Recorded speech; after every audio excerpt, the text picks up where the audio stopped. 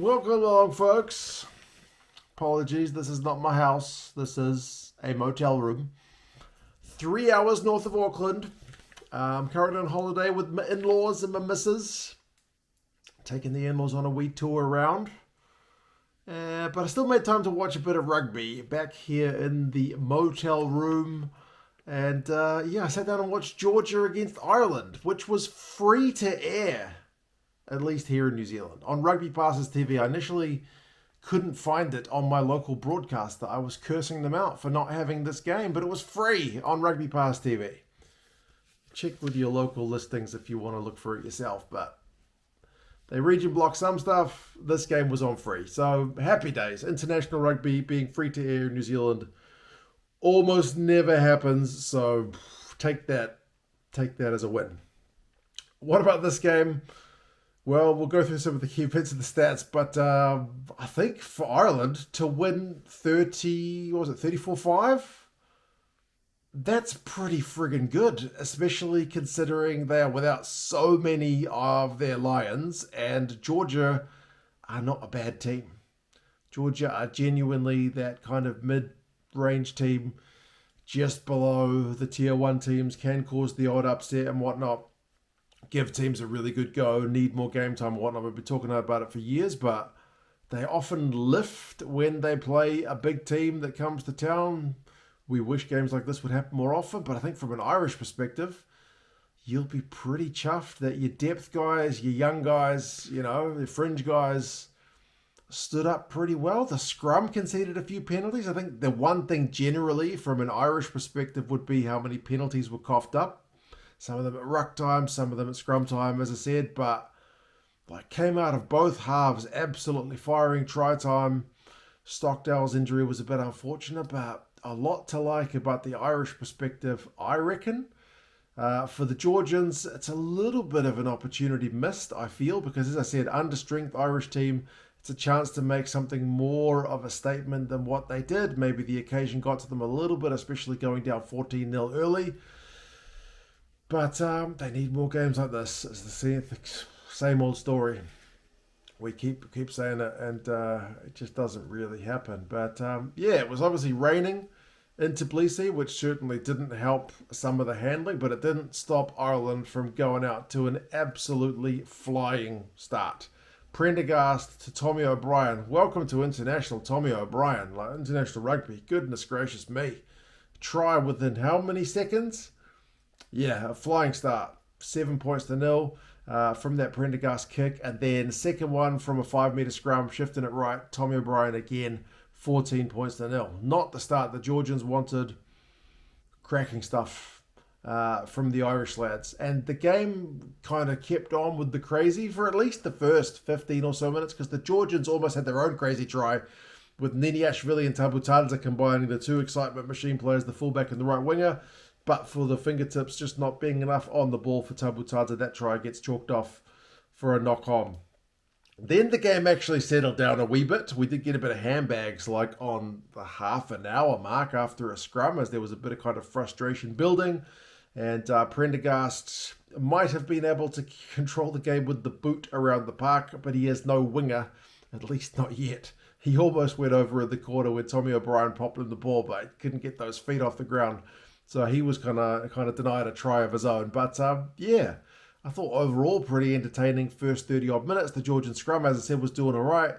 But there was at least 2 or 3 times when they did the hard yards of winning the scrum penalty just to lose the line out. They kicked for touch. So you're up against Ireland, man. It's going to be one of those ones where you need the line out to be that stable platform. If you can get any advantage at the scrum, you need to get that line out to take the next step forward to put some pressure on. But yeah, they lost at least 2 or 3 of them. Just golden, at least around about the halfway mark opportunities where you don't feel like you're playing from your own half and you need to kick the damn thing. At least give yourself a bit of an attacking platform to have a crack. Not really in the first half with those couple of lost lineouts. As I said, Stockdale goes off injured, which is unfortunate. Calvin Nash comes on. Certainly an able replacement, but unfortunate for Stockdale because he was looking all right. And their first half finishes with a bit of Georgian magic, because they were in their own 22 when they won a penalty. Didn't just kick it out. Go for another kick for touch. This lineout, they do win. They win themselves another penalty, go for touch again. And when they can win these lineouts, it leads to good things. They get themselves their only points of the game against Jalagonia from maul time, able to power over, 5 points on the board, crowd loving that. Can we have more of that, please? Well, no. They did get close to a maul try in the second half, but that's the only points of the game. But yeah, it makes me just... It's not going to make a difference to the result, but I wish they'd had a few more of those lineouts not go awry in the early periods of the first half. Second half, as I said, starts just as flying start for the Irish as it was in the first. I think it was Nash with the line break and then Baird with the crazy offload to Casey. Captain gets the try.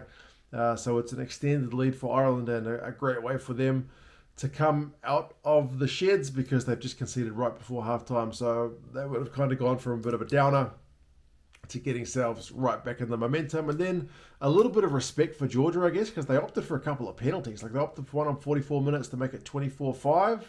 Georgia almost able to hit back, like I said, with a maul, but that one was knocked on just over the line, which was unfortunate for them, but close. And then Ireland again after the hour mark extending the lead with another penalty to make it a 3-score game. As I said, showing respect to the opposition and making sure they get the result in the bank, I guess. Then they had the try of the game, I think. The Nick Timoney one. Oh, it's a beauty. I love that try. It was like the Casey Dinkin cross kick to, was it Jimmy O'Brien? Who did like which is the Irish sport where you guys catch the ball above your head, like Aussie rules. Like a hell of a take above his head, then he pops it down. I forget how he popped it down to, but then the ball gets again cross-kicked from Prendergast. Then Timoney's still got a lot of work to do, but he's able to power and burrow over the line. TMO has to have a long look at it, but gives it, and it's 34 points to 5. That's the final scoring of the game, but that's a hell of a try. That's a good advertisement for rugby. That one, Tommy O'Brien almost had his hat-trick, but Nash has passed to him out wide. Didn't quite find him, and McCloskey did get yellow carded before full time for not being back 10 when Georgia had won a penalty and then wanted to take a quick tap, but doesn't really affect anything in the scheme of things. Territory possession, stats-wise, finished pretty even, but the Georgians missed 4 lineouts, which is, as I said, a little bit costly. The Irish one was 17 from 18, which is pretty solid. Ryan Baird, I think, was the key man for winning those lineouts. I think he had like 14 of them. The penalty count, as I mentioned, though, for Ireland is the slightly concerning one. If you are going to take a negative from the game, it's 13 penalties conceded. It's just a wee bit too high. Some at scrum time, some at the breakdown. They'll be looking to clean that up, I feel like, in their next game. Kicks from hand, though. 44 kicks from Ireland in the conditions. Pushed the Georgians around the park and used those kicks to open up space at the right times. Tommy O'Brien, 3 line breaks, 2 tries. Not a bad way to get yourself on the international scene, like I mentioned. Tabu Tadza and Niniash really look dangerous for the Georgians. They are proper danger men, but both of them had 4 turnovers conceded, which is just going to be a wee bit too many. I mean, Niniash really 13 carries, 70 odd meters. He is danger man, but yeah, like I said, just a little bit too much in the way of coughed up ball. Coombs, big on the turnovers. He won a couple of them and a heap of carries, 14 for 35 meters. He might have wanted a little bit more in terms of a return for investment on like meters per carry, but still very, very busy around the park for him when he finally gets a crack at international rugby. Solo commentator on this one as well had real difficulty with some of the names. And I kind of get it when the names are not your own first language, but even English names he seemed to have trouble with. The Italian ref, which is Andrea Piatti. Let's call him Parati? Ben Whitehouse? I wouldn't have thought for a native English speaker Whitehouse is a complicated name, but he was calling him Waterhouse. I mean, solo commentary must be hard because you've got to fill 2 hours of airtime with just the sound of your own voice, with not much time to have a break and let the other guy have a word. So credit to him for doing that. Timoney was like Tomini. The Georgian names were all over the shop. Tabu Tadza had at least 2 or 3 different pronunciations throughout the game. But anyway, as I said, tough job. I shouldn't be sitting here criticising. It was a good game and it was free to air. So happy days. Good bit of depth building for the Irish. And yeah, the Georgians, I feel like, will be a wee bit disappointed in the end. But you guys, let us know your thoughts on the game. I'm going to go continue my holiday with my in-laws. And yeah, wish me luck, folks. Take care. See you later.